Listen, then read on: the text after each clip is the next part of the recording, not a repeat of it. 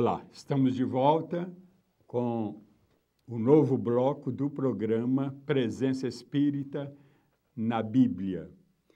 Esse programa, para você que ainda não o conhece, ele é espírita bíblico, mostrando que o espiritismo é bíblico.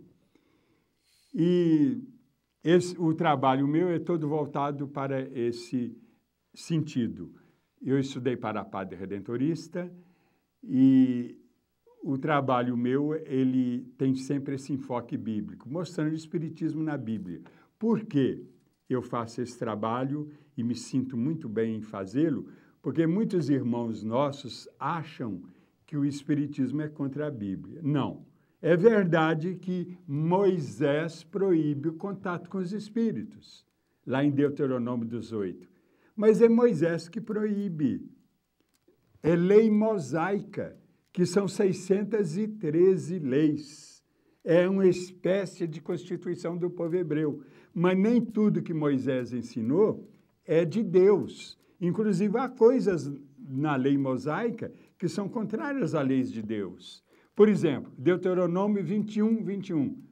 Lá está escrito que quem tiver um filho rebelde deve entregá-lo para as autoridades providenciarem a sua morte a apedrejamento. Isso é divino? Não é.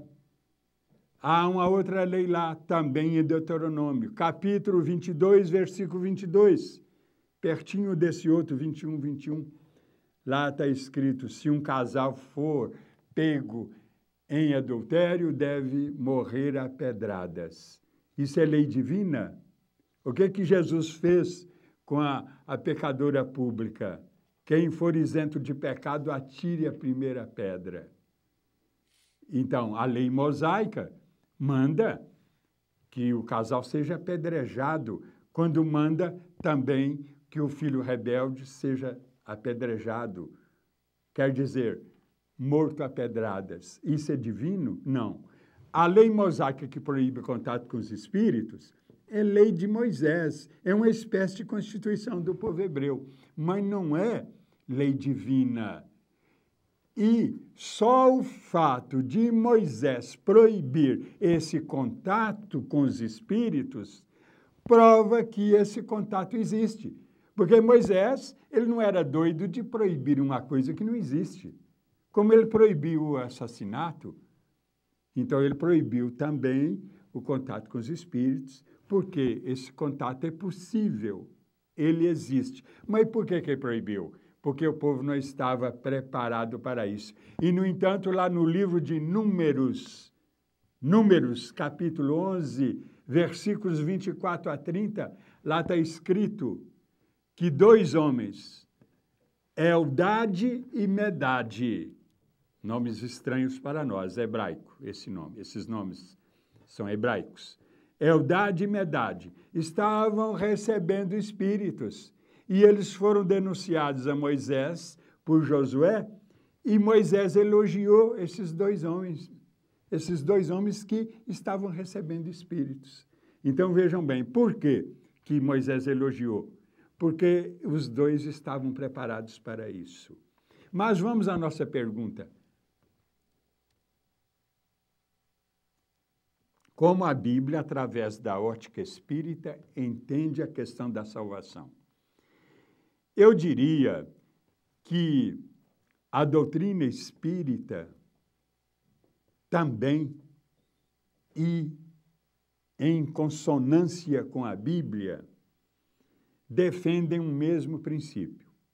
Ou seja, a libertação, a nossa libertação. Jesus, ele disse assim, conhecereis a verdade e a verdade vos libertará. Então, não é, vamos dizer, a fé que vai nos libertar. Não é outra coisa qualquer, mas é o conhecimento da verdade. Isso que vai nos libertar. Em outras palavras, é isso que vai nos salvar. Então, nós espíritas, em consonância com a Bíblia, quer dizer, em acordo com a Bíblia, nós entendemos que à proporção que nós fomos evoluindo, crescendo, vivenciando mais o Evangelho, nós vamos nos libertando.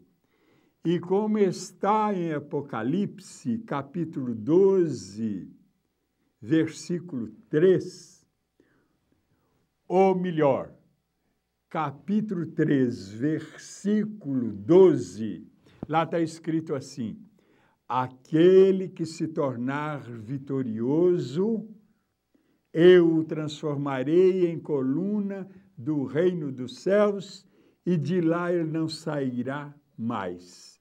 Em outras palavras, ele se libertará. Mas quem? Aquele que se tornar vitorioso. Apocalipse 3:12. E o que está de acordo, mais ou menos, com o que Paulo disse, uma frase muito conhecida: eu combati o bom combate. Quer dizer, mesmo que Paulo, ele sabendo que ele não estava totalmente perfeito, ele tinha certeza de que ele se esforçou para seguir Jesus. É o que a doutrina espírita ensina para nós. Kardec disse: conhece-se o bom espírita, e o bom espírita é fiel seguidor de Jesus. Ser cristão e ser espírita é a mesma coisa. Então, Paulo não tinha uma certeza absoluta de que ele foi um fiel seguidor de Jesus, mas ele tinha certeza de que ele se esforçou para isso. Ele tinha certeza de que ele combateu um bom combate.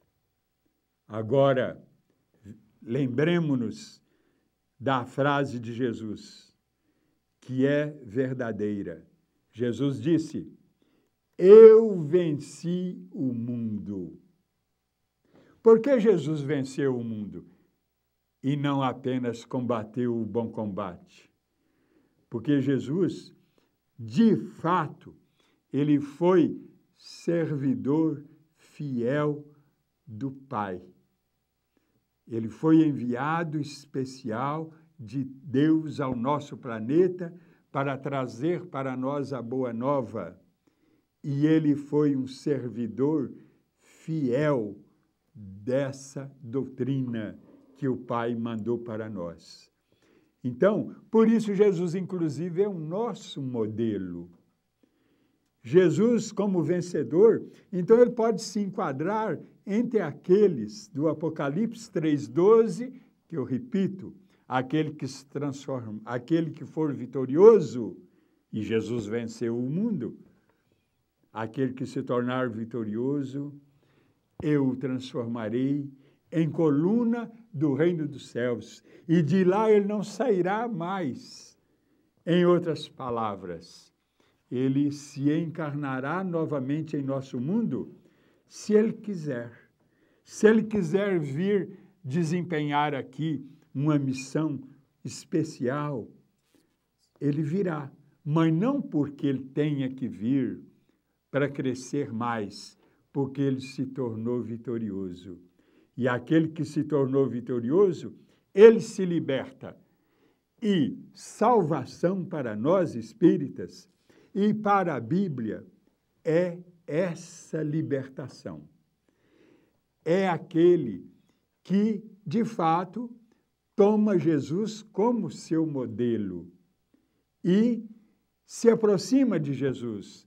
Talvez não tanto igual a ele, mas pelo menos semelhante a ele, esse indivíduo vai ser. E então, mas como ser assim, verdadeiro seguidor de Jesus, para se libertar? Como? É o próprio Jesus que ensina. Aquele que quiser ser o maior, seja o maior servidor de todos. Em outras palavras, É servindo que nós nos tornamos maiores espiritualmente.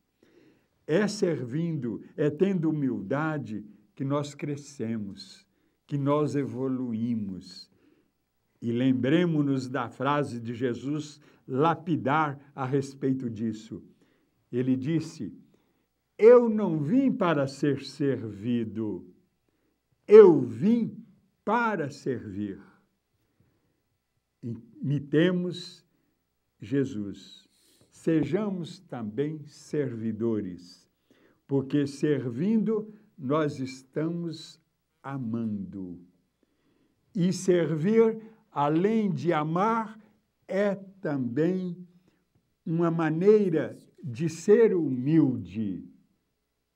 E aquele, como disse o próprio Jesus, que se humilha, se exalta.